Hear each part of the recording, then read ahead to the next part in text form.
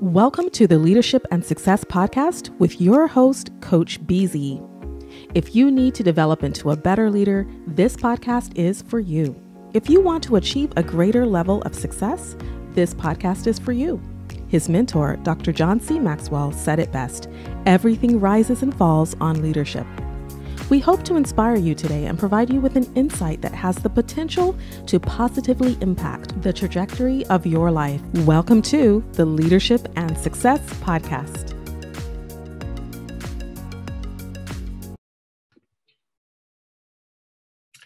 Well, Bob, thank you so much for taking time for this. I really appreciate it. Hi, Misha. Thank you. Absolutely. As we start, just a quick question.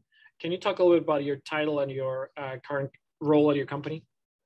Yes. So I am the head of cybersecurity for Directly, but I am also an information warfare commander, a commanding officer in the U.S. Navy Reserve.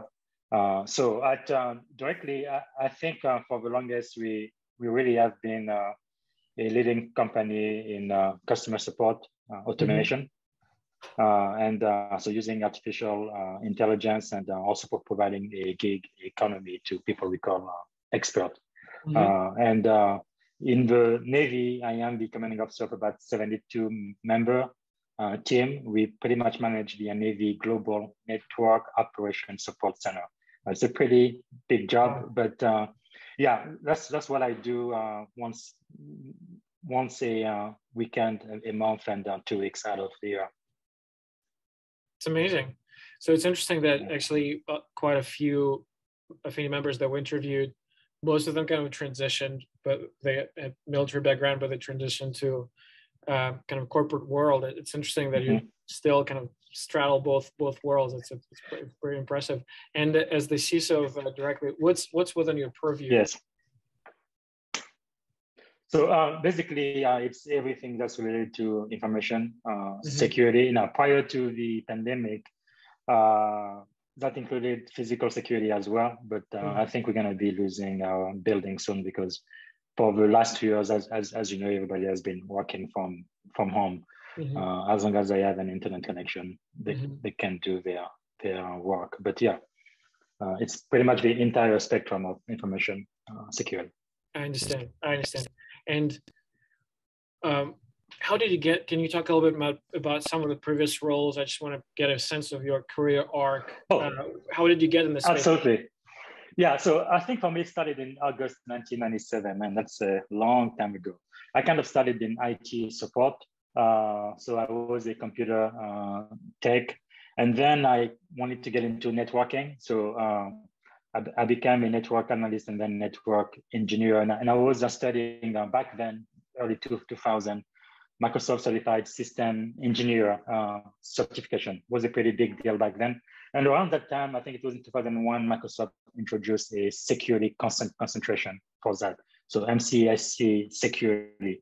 So I got into it, and that's when I realized I really love security above everything else.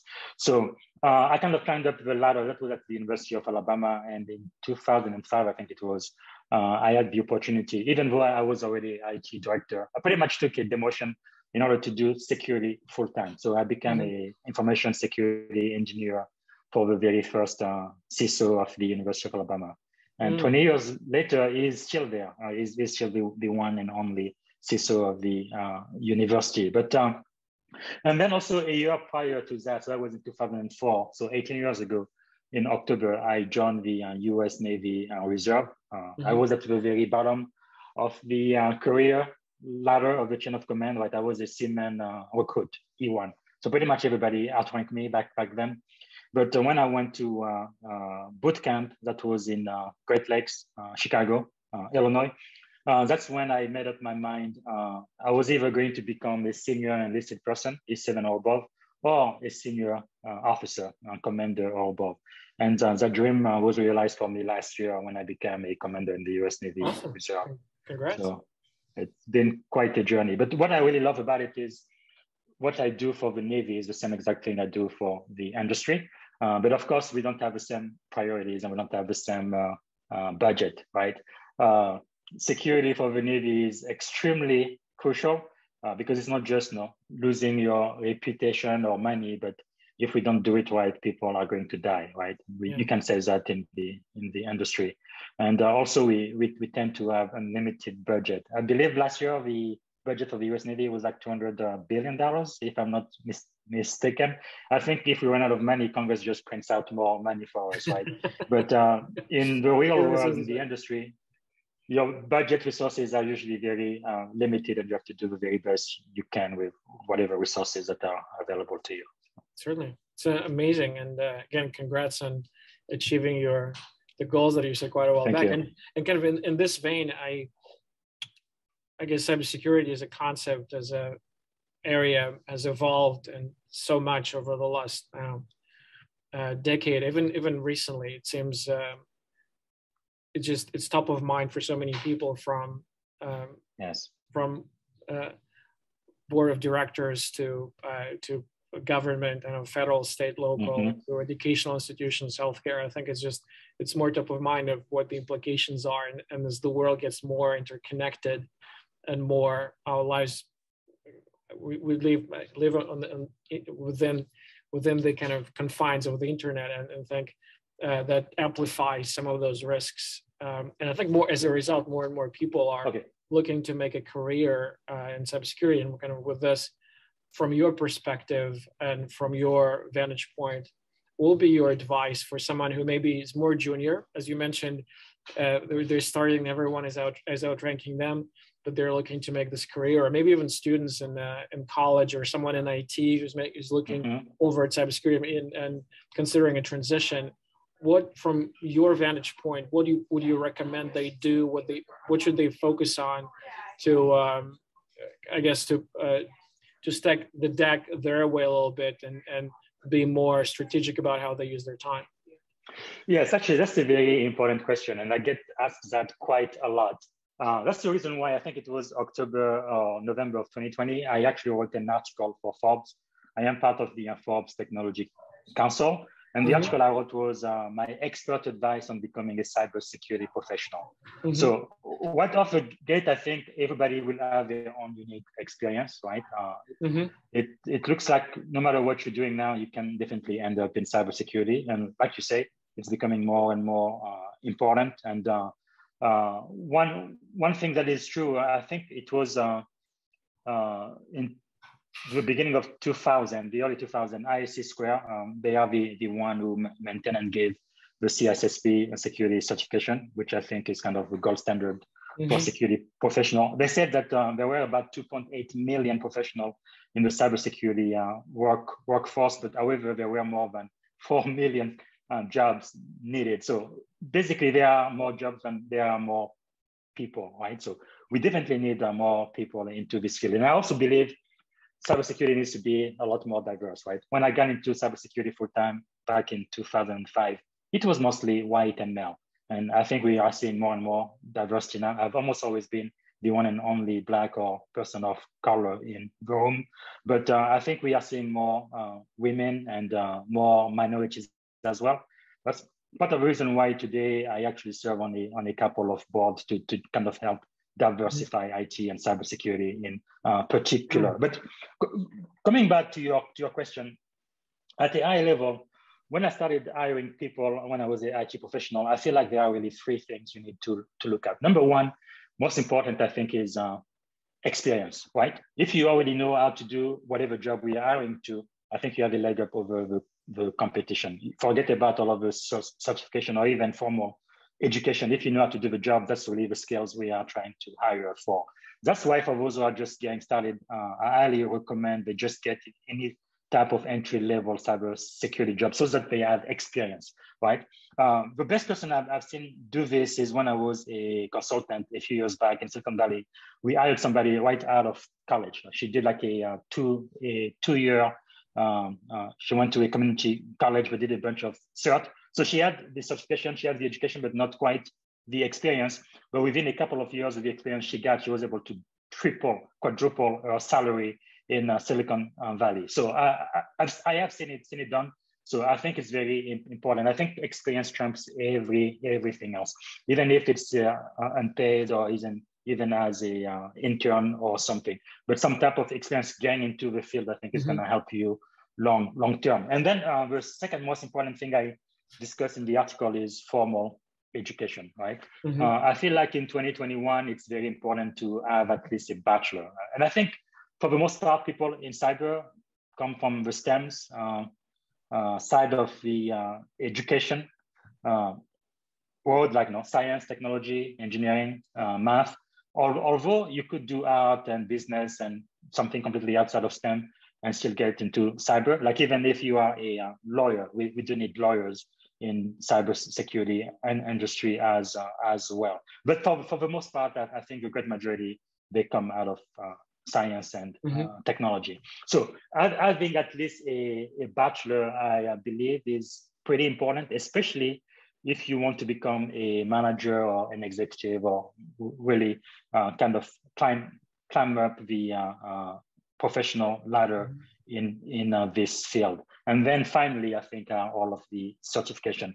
I think if I count back, I probably have more than 28 certification so far, IT certs. But out of all of my certification today, really, there are only one or maybe two that really matter. CISSP for sure, because I never want to take that test again, ever. And maybe the PMP. But all of the other certs, they can expire. I don't need them anymore. But I must say, when I first started, right, back in 1997, certification were quite important because I didn't have any experience. I didn't have the education yet, and certification were a way for me to kind of get into the door. But I believe anyone who already has previous experience will trump anybody with certification without experience, in my humble opinion. Interesting. I think it's a very kind of unique perspective because you've seen it kind of from both from the corporate world and from the Navy standpoint. I think it's unique. So focusing on formal education, experience, and certs.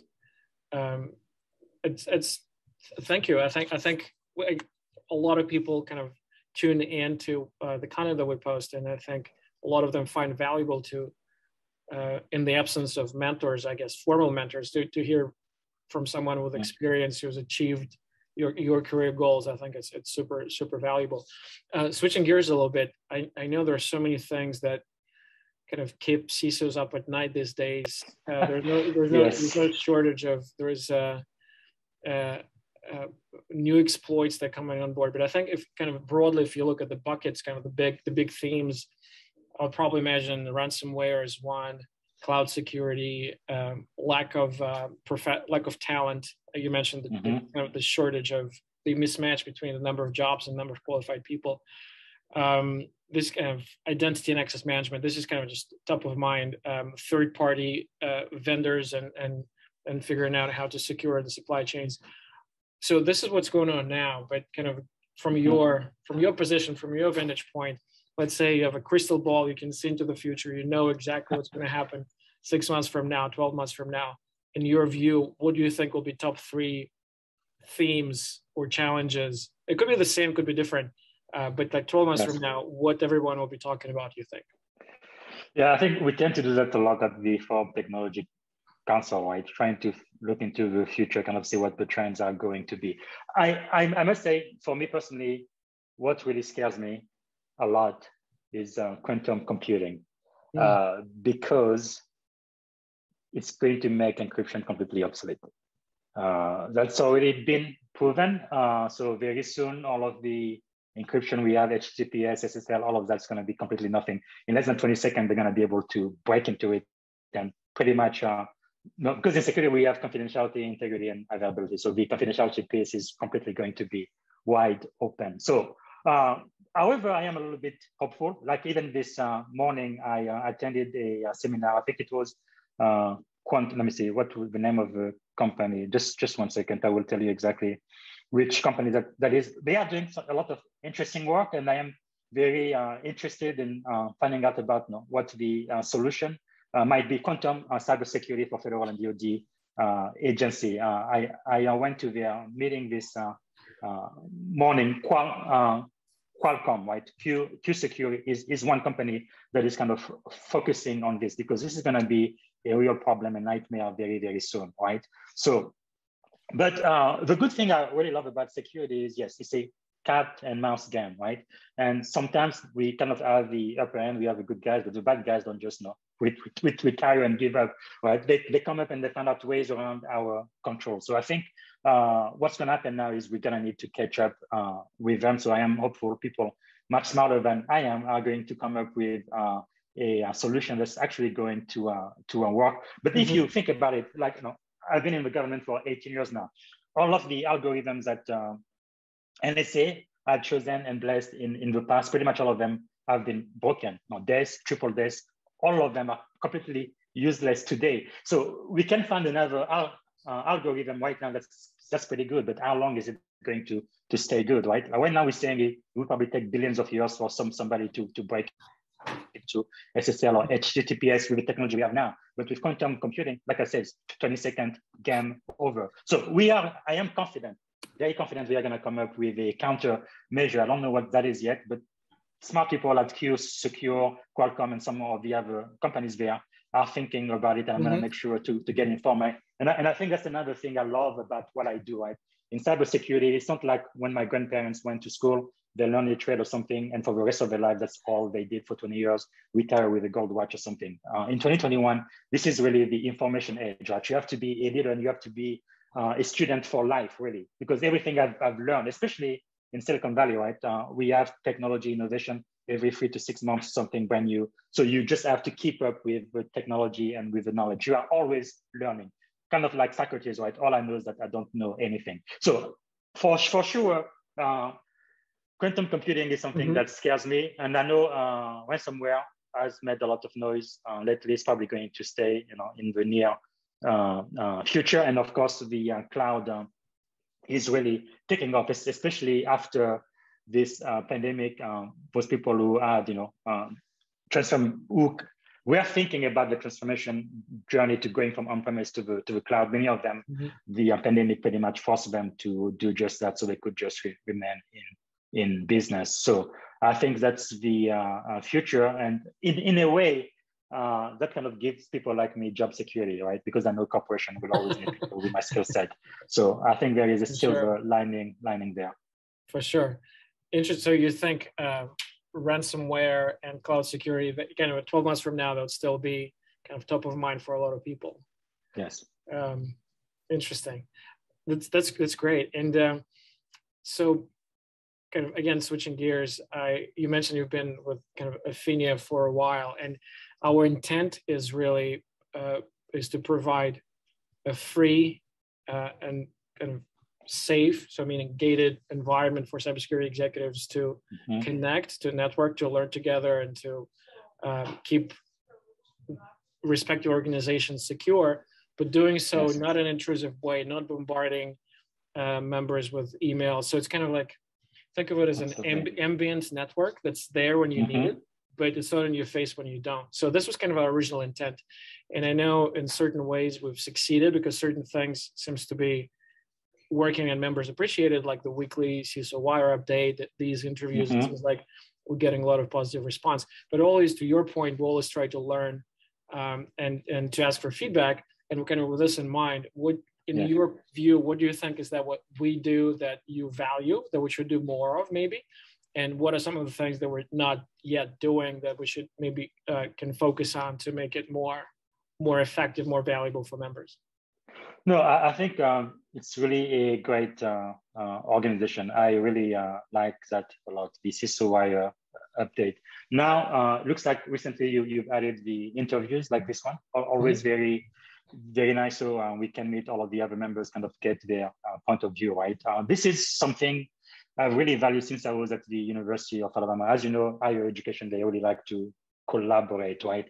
So back then, I remember I was a member of EduCos and also the Science EDU advisory board, and we would meet with people in the region, all of the other school, kind of see what they're doing, what we're doing, and kind of learn from one another. I think that's really the best way to learn, looking at your peers and trying to really keep up with the time, see what works, what doesn't work, and improve that way. And also, like, you have those mastermind calls as well. Like I think in April you had like 5 or 6 of those, and I like they are different date and time. So whenever we can, we jump on those, and it's also a great place for networking. The thing I always love, this has always been part of the newsletter, but you always have some events or the newly appointed CISO across the industry, and also whatever CISO jobs might be available. So I think you really provide a great service. I don't think I would change anything. So I'm really proud to be a member of the community. It's awesome. But is there anything that because the reason I'm kind of very curious about it, because some of the members say, well, COVID is kind of over for the most part. I mean, some flare-ups here and there, but would really like the opportunity to meet face-to-face, maybe in small groups, maybe not like a large conference, or maybe dinner type meetings that are more local, whether it's New York, Chicago, San Francisco, but and something we're seriously considering. But kind of along those lines, other things that you think, different format of interaction, because I think networking is a big reason why a lot of people join. Maybe different format of connecting, maybe some of the features on the website for people to connect, or maybe someone suggested it would be awesome if we could provide rate vendors and then other members could see, but then again, it's not something that's indexed by Google and for everyone to see, but it's really for the benefit of members, so they can get more direct and more not paid for kind of feedback, and also they have like a name and a face, so that if they have a question, let's say they shortlisted 2-3 vendors, and then they can see feedback from other members who recently had experience with them, and they can say, hey, Bob, I saw that you dealt with Qualcomm recently. It's one of the organizations we're considering right now. Do you mind if we talk for 5 minutes? So those kind of things. And there's kind of a long list of things, but again, we don't want to create something that will be too much, or we want to make sure that it's worthwhile our effort to put it together, but also it will resonate with the membership. That's why we're kind of curious about feedback along those lines. What are some of the things, whether around networking or vendors or the format of interaction? I mean, masterminds, they're by industry, but they're not by location. And we're thinking maybe doing something by location where it's CISOs who maybe for more diverse backgrounds can meet face-to-face, just because they're in the same, they're in Atlanta or Miami. No, I think all of those ideas are great, but I must tell you, one thing the pandemic, I think, has taught us is a lot of this can be done online. And I think for the most part, you can't really replace human face-to-face interaction, but I think technology is a pretty good second, and definitely very convenient, right? Sometimes, like even now, it's starting little by little, not like it was prior to the pandemic, but I received an invitation for dinner in San Francisco, or meeting with vendors. I've gone to a couple of them, but I must tell you, having to leave your home and drive for like 30 minutes to the city, trying to find parking and all of that, it's not really something I am excited about like I used to be a couple of years ago. It's so much easier for me to do like we just did, get on my computer, click on Zoom and stay in the comfort of my home office or whatever. So maybe there needs to be a mix of the two, but it does make sense for you to kind of network with people within your region. For example, the Forbes Technology Council, they do that too. They kind of have regional hubs, and we have kind of monthly calls where I can see the people within the San Francisco Bay Area, and if I need to, or if I want to, if we can meet in person as well. But it's not really pushes. It's more like organic, right? And that's I what kind of like that better, but yeah, and that's what we're trying to accomplish. We want to make something it's not something we force on members, but we want to make sure that we get the feedback, and then we get consensus that it makes sense, because again, we don't want to waste your time and we don't want to waste resources. So kind of pick and choose. But thank you for your feedback. Yeah, because I think time is definitely the most important resource in the world, period. But another thing I'm going to add to end here is I still use about 10% of my time, my valuable time, to speak with vendors, right? Like Qualcomm, QSecure, people like that, because I don't know everything and people are coming up with innovative solutions. I'd like to be able to test them and see if something I might be able to use either at my company, in the industry, or in the US Navy, right? So I think, but then I guess I have to be a little bit careful because some vendors, they have salespeople who just push sales. That's not really what I like. I'm just curious. I just want to know what you are doing and if it's even going to be applicable to what I am doing and if it can help us out. So I think if Aphinia start making available some of the industry leader kind of what they do, I think we can all definitely learn from Sure. that. I think that would be a great use of my time, as long as it doesn't turn into a sales harassment, right? Yeah, but but definitely the knowledge and being able to compare vendor and what they offer and how you might be able to apply it at your specific situation. And on this topic, I know every time I bring up vendors, it usually gets a very visceral reaction. If you're thinking back on your experience, right, I mean, the last 6 months, maybe a year, without naming names, what are some of the things that vendors or specifically salespeople do? Like, what are the top 3 things that is just the most horrible things? And on the flip side, just to be fair, again, without naming names, what are some of the vendors? They did something that really kind of resonated and impressed you, and it was a good experience for you, and it was worthwhile. Attempt that they did to kind of build a relationship, and it was productive.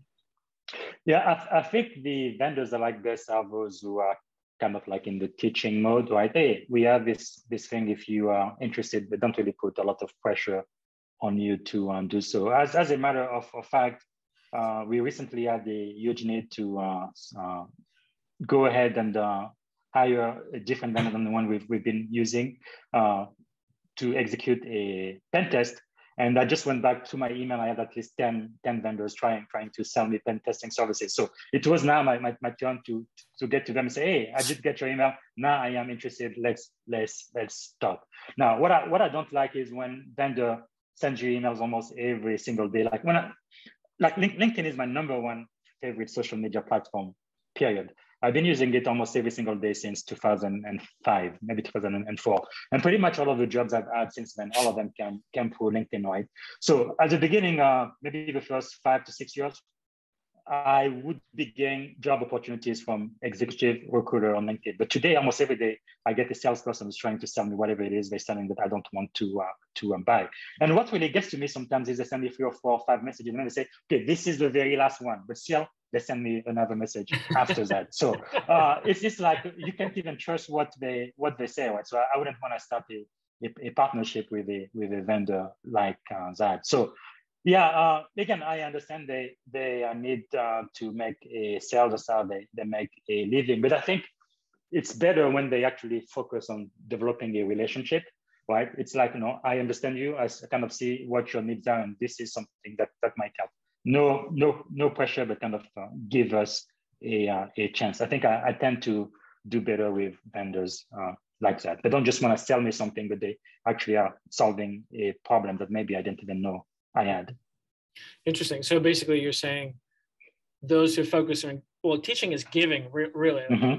You're giving something without asking anything in return. You're providing maybe a different insight, a different kind of view on a existing problem, or bringing up maybe a new emerging problem that maybe not top of mind for a lot of people, but you're giving without an implicit buy now button versus something that absolutely trying to take, which is give me your time, give me your money, and then, right? Yes. So it certainly makes a lot of sense, especially now with technology. I mean, you can push a button, and I mean, some of the sales tools, I would imagine you can push the button and send 10 emails to every person in the world, like 10 times a day. So it's exactly. What's even more enerving is when I get the same exact email from 3 different people within an hour. I'm like, this is ridiculous. They don't even spend a lot of time or intellect or energy to customize the email to me. The same company?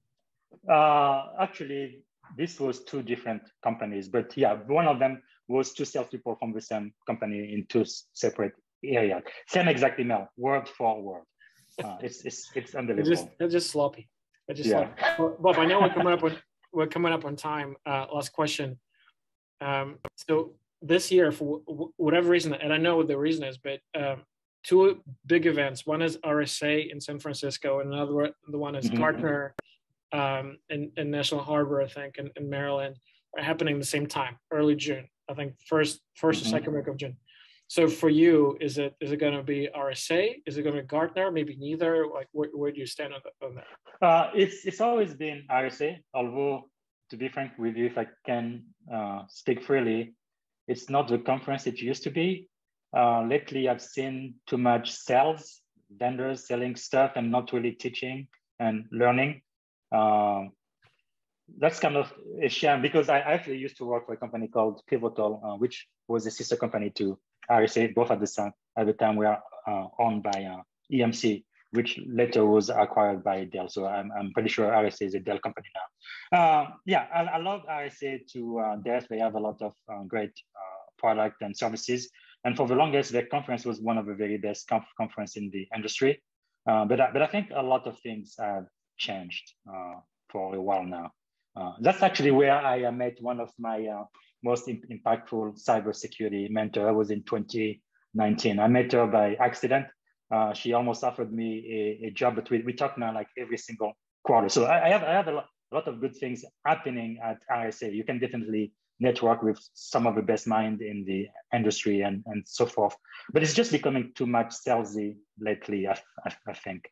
I really would prefer if they went back to really teaching, educating, and kind of showing what is out there without so much pressure on sales. Well, it's probably because all those venture-funded companies raise so much money that they need to show some results to their boards. So they're and they, to your point, instead of hiring too many salespeople, they should push some of them into cybersecurity careers where there's a shortage. I think they'll spend their time better there. Well, Bob, I know we're coming up on time. Thank you so much for being so generous with your time. I really enjoyed the interview, and we're still kind of on the fence whether it's RSA or Gartner. Most likely it's going to be RSA. So if you do end up going, we'd love to meet face to face. Absolutely. Thank you. Thanks so much, Misha. I appreciate the opportunity. Thank you for listening to the Leadership and Success Podcast with your host, Coach BZ. If you like what you heard, please subscribe to our channels and come back for more wisdom nuggets on how you may develop into a better leader and achieve greater levels of success. Leadership is the most critical skill. The world will always need leaders to lead others, deploy the next disruptive technology, or execute a business strategy. You may as well decide on counting yourself among the 21st century leaders. See you right here next time on the Leadership and Success Podcast with Coach BZ.